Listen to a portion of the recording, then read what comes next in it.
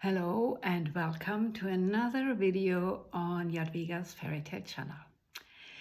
I'm going to talk about some more symbols in fairy tales. So let's get started with the gold. The gold is something very precious and it's rare, and usually it belongs to kings or very rich people. And the gold symbolizes the sun, the light, the enlightenment. So it's consequently that the hero at the end of the story, when he or she have solved their task, when they have stepped forward on their spiritual path and have reached higher states of consciousness, that they get gold. They receive the gold as a symbol for their path, for their development.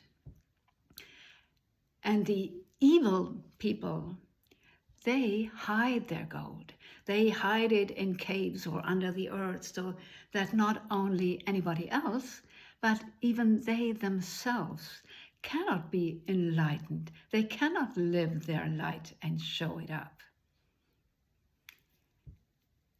Yeah, and then we have the spinning wheel. Spinning wheels are always a symbol or a tool for young girls, because it was essential that young girls learned everything they needed to be a good housewife and a good mother. All the things that have to be done in the household have to be learned by young girls, and spinning and weaving were quite important, because the spinning wheel, a girl who is able to spin an even thin thread, has patience, has capability, has the endurance to really stay and stand with that task to create a long enough thread to be produced to any further fabric, whatever. And there is no, it's important that Mahatma Gandhi said the spinning wheel is the tool for women's liberation, because when they are able to spin, they are able to make their own living, and they become independently from husbands, from family or other situations. They are able to make their living, and that's the same meaning in the fairy tale itself. A woman who is able to spin is independent. So, and then we have the apple and the apple tree. They both stand for motherhood, for fertility, for creating new life, for sun. And the apple, the round apple, the form of the apple symbolizes the female womb, and inside of that apple we have the seeds. So that means the apple is able to create new life. And in some cultures, it's a tradition that when a couple gets married, they share an apple. They eat it together, which wishes them to create a big family with many children, very fertile family. And that was important in former times. Yes, and we also remember the apple from the Holy Bible, when Eve and Adam shared the apple. And it was said that they gained recognition when eating this apple. I was always wondering what's wrong with recognition, what's wrong with seeing what's good and evil, to make that, to be able to make this decision. And I also never understood why God, who loves us, should have created a fruit that we are not allowed to eat. Okay, that's another story. We all know how that ended up, and we still suffer from that. It's also, the apple is also a symbol for love, because if somebody gives you an apple, it means I love you. So from this apple, we come to the forbiddances. There are many fairy tales where something is forbidden, usually looking into the 13th room. A forbiddance is a test for resistance, for trust, because the person who says this is forbidden, you may do whatever you want, but don't look into this room. This is forbidden. So it's a question of trust. I leave you. You may do whatever you want, except looking into this room. And of course, we know this forbiddance will be broken. When we are young, a forbiddance might prevent us from something we are not wise and old enough to face, to deal with. But when we become older, we have to. We have to look into the 13th chamber. In the fairy tales, once the hero does this forbidden thing, it usually starts with a frightening, because they are afraid of what they see. But at the end, it's the beginning of their path to salvation. It's necessary to become free and to go further. And I think this also means that with a certain age, we have to look into our internal 13th chambers. We have to face what's inside of us. We have to face our shady sides. That might create fear or shame or guilt or whatever. But if we want to develop, if we want to get further, we have to look into this 13th chamber. And we have wishes. Sometimes there is a gnome, a fairy, an animal that says, you have 1, 2, 3 wishes free. And this means we should think very, very consciously and be responsible with our wishes. Because especially when there are 3 wishes, usually the people who had these 3 wishes end up right where they had begun, because they were not responsible. They did not really think about what they wanted. And we also know we wish for something so desperately. And once we've got it, we find out it does not bring us what we had hoped and desired and expected. So we should be very aware and responsible with our wishes. And we have curses in the fairy tales.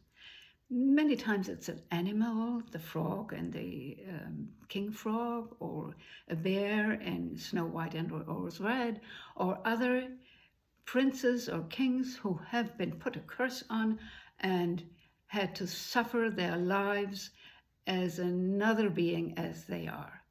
And only when a loving person comes, they can be freed. In our daily lives, a curse means a trauma.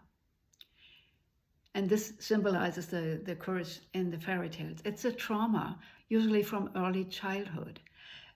We have experienced something that panicked us, that frightened us, and now we are not able to live our own true human living, our own true nature. We are suppressed. There are blockages. We cannot just be free and live our true nature. This is why the curse has to be taken off us.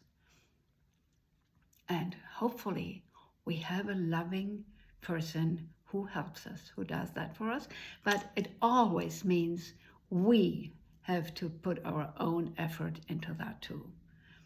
Without our wish to escape, the most loving person is not able to rescue us.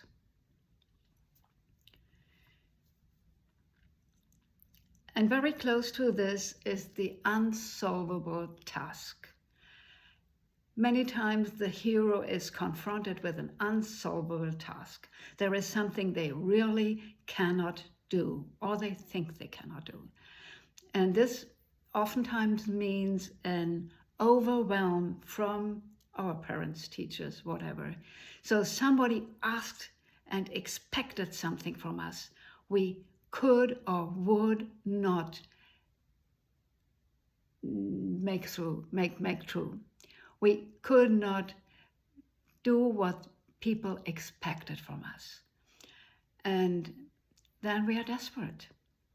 So in the fairy tales, this is the moment when the helpers come. And the helpers usually are creatures, often animals, who the hero met on his path before, and they have asked him for help. And the hero has helped. He has shared his bread. He has given away what he thought he might need for himself. But since he's so compassionate, he gave it away or he shared it. And this is the message the fairy tale tells us. We are receiving what we are giving. So the way we give, we will receive. And consequently, the evil, usually the older brothers or sisters who have passed this path before the youngest one came, and they have been asked to share their bread or whatever too. But they said, that's none of your business if you are hungry. Just see where you get something to eat. They refused to help. They had no compassion. They had no warm heart. So they will not be helped. They too receive what they have been giving. And this is a law of life. This is not just in fairy tales, it's a law of life. We receive what we give. Yeah, and then we have the devil. The devil and the wolf usually are meant to be evil and want something from us without giving. And sometimes the devil is really stupid. But the devil as well as the wolf, they are our seductors. They tell us what a wonderful life we could have. So that the devil asks us, would you like to be rich and wealthy and famous and successful and whatever you like? But I want your soul for that. So it's a question of consciousness.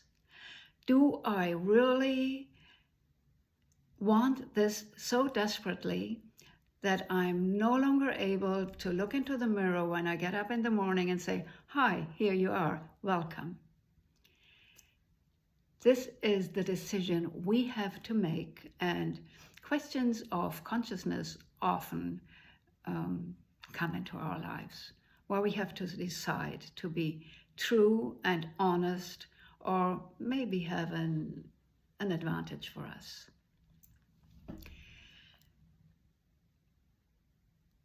Yeah, and last but not least, there is death. Many times the hero is asked to solve a problem or a task, and if he should not be able to do that, he will be killed. This sounds pretty cruel, and you wonder, why could he not just be sent away and say, okay, you didn't deal with that thing, so leave us? No, he has to be head off. And if that should really happen, we can be sure that at the end of the story, the head will be put back onto his body, because head off means not being able to think clearly.